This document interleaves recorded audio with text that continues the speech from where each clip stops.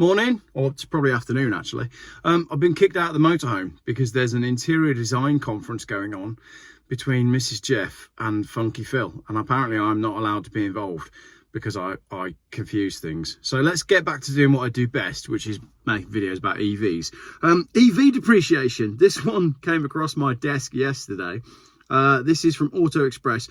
Car finance firms losing hundreds of millions in EV depreciation want government support. The EV depreciation thing, right? It's not a joke. It's absolutely not a joke. What did they think was going to happen with these EVs that nobody wants to buy new unless your business is paying for it or unless you're writing it off against tax? Which means if nobody wants to buy them new with real, actual real money, not pretend money or someone else's money, what did they think was going to happen when those cars are 3 years old and come into the used market? Bearing in mind, nobody wanted to buy them with real money when they were new. Why would anybody want to buy them with real money when they're old? They just don't. I mean, my iPhone, for example, I can't get through a morning on this battery. Lee did a video the other day. His Porsche Taycan's down to 86% of its actual battery health, and a replacement battery is £40,000. What did they think was going to happen with depreciation? What did the finance companies think was going to happen with depreciation? Anyway, that's just me. Let's dive into the article.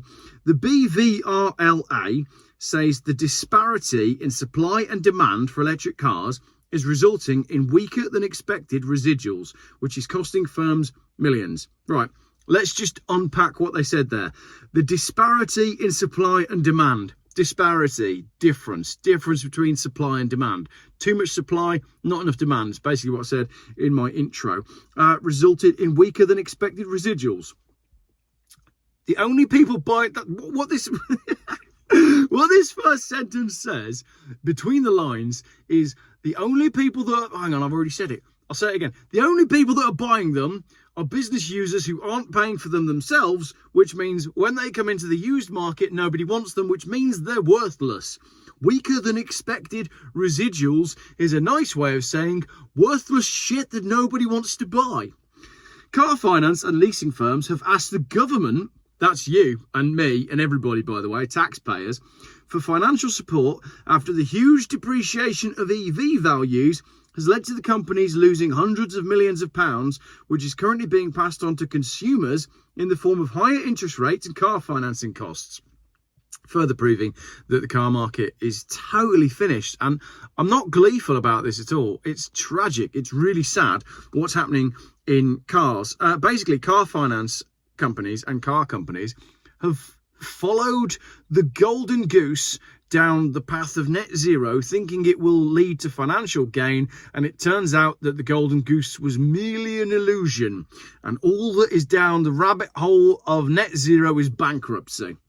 The British Vehicle Rental and Leasing Association sent a letter on behalf of 25 of the UK's largest leasing and fleet companies, stating that demand for used EVs is struggling to keep pace with supply.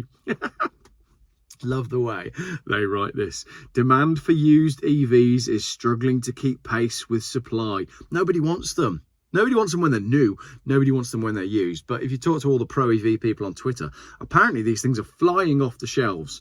The trade body says supply is expected to increase by 178% over the next 3 years. Basically, okay, I've got it. They're running out of airfields to park all the 3-year-old EVs on.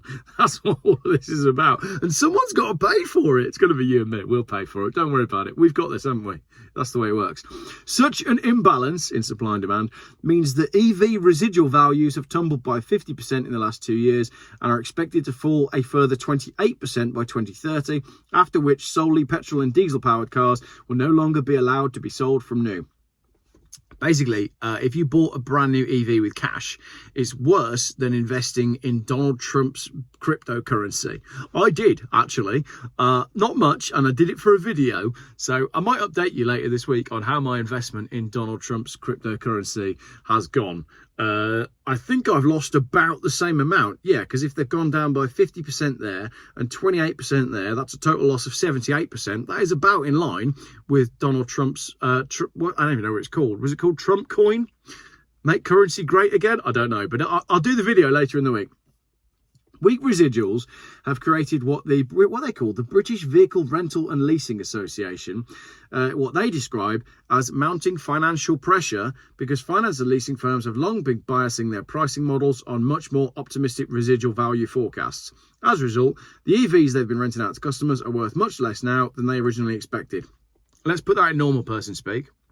Leasing companies lease you a car. They buy the car from the manufacturer for X amount of money. They lease it to you for Y amount of money per month. And at the end of the lease agreement, they then sell it in the open market, probably through an auction, for Z. And they base everything on the fact that the Z figure is pretty much fixed and predictable. So they're able to work out the leasing costs based on how much they paid for the car, how much they can charge you for it, and if they can still make a profit at the end when they sell the car. If, when the leasing agreement ends, the car is worthless, they make a loss. It's as simple as that. And that's exactly what's going on with EVs, which means the only way they're going to be able to make money by continuing to lease EVs, which is what the government needs in order to hit net zero, is to push the prices up. So instead of your EV costing you £400, £500, £600 a month, it needs to be £1,200, £1,300, £1,400 a month in order for them to make money at the end. And this is only getting worse because the residuals are only coming down. Now, they can't charge £1,500 a month for an EV because nobody will buy them. And if nobody buys them, the downward cycle continues and we won't achieve net zero, which would be a real shame, because then if we don't achieve net zero, we'll still own stuff and we'll be okay instead of owning nothing and being happy, as per Klaus Schwab, end of the world, net zero, all that stuff.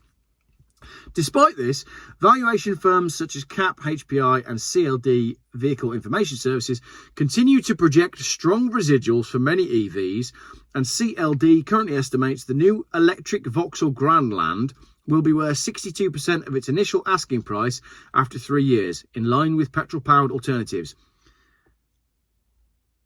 Can you hear the silence there while I try to work out what to say to that?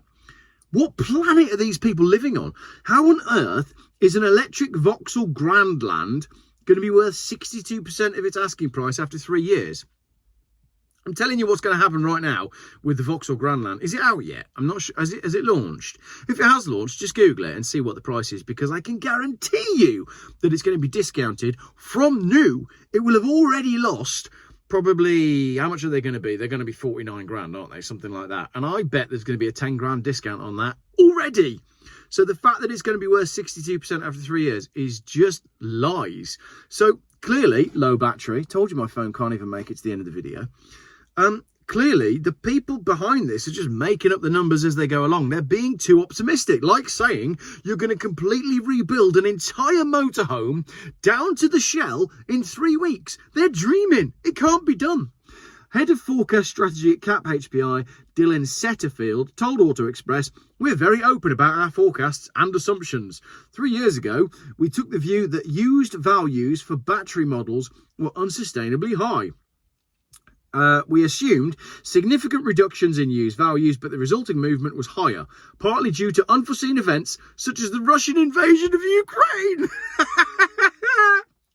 He's genuinely blaming the Russian invasion of Ukraine for the collapse in EV values. Well, it never really was a collapse, because they were never up here in the first place. They're only worth what they're worth. This idiot is blaming the Ukraine war for the residual values of electric cars. Wow! Now I understand why they're saying that a Vauxhall Grandland is going to be worth 62% of its initial value. It's all Zelensky's fault. It's all making sense now. Right, with this in mind, the BVRLA, who we've established have no idea what they're doing, have said it's unsustainable for the industry to continue absorbing the cost. Right, that's business. That's the way it works. In business, right, you come up with a plan, you project your finances, you make sure that the finances are going to work, and then you push ahead with that plan. That's what nobody has done on electrical cars. They've asked the government to intervene and provide targeted grants to support the used BEV market. So grants to help you buy a used... At what point are you just going to be issued a used EV at birth? Or when you arrive in the country, whatever comes first. Leasing firms also asked for a clear and standardised battery health information which consumers can access to help them make the switch. something that will become a legal requirement in the EU from 2027. So what they want is they want the government to help you pay to buy a used EV, and they want the government to introduce a battery health scheme so that you've got like a standardized system. So when you go and look at a used EV, you can say, oh, what should we call it? The BOT, the battery optimization test. Oh, how long's the bot on that car? Oh, it's got 79%.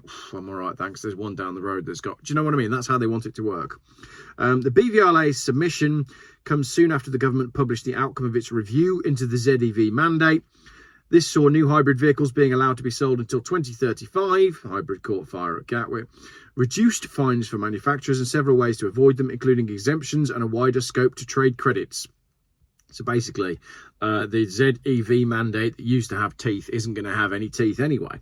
However, nothing has yet been announced in terms of customer incentives, and Auto Express has asked the Department of Transport whether more is on the way, but is yet to receive a response. So there you go. The government, via taxpayers, which is you, me, and everybody else, is planning to prop up not only the car industry and the electric vehicle market, but also the used electric vehicle market as well, to continue trying to push a product that doesn't work in the real world for the vast majority of people. There's also now, I've seen my friend James has emailed me this morning, I'll make a video on this later on, there is now going to be grants for you to install chargers at your home and flat if you're buying a second-hand EV. So, the madness continues, paid for by the people. Let me know what you think. And now I'm going to go see if I'm allowed back in the motorhome to see what the plan is for the interior design. Thank you very much for watching what I think ended up being quite a funny video. That's me trying to turn the camera off, but I've got it balanced on a mug. Oh, would you like to buy a Jeff Buys Cars mug? Let me know in the comments, A, if you made it to the end of the video, and B, if you want to buy a mug, and C, I'll get some made. Because, yeah, they're quite good. Look, they're like this one. Into the video. There you go. Save the planet. Drive old cars. Love them. Don't lease them. Perfect end to a video about leasing companies collapsing. Thanks for watching.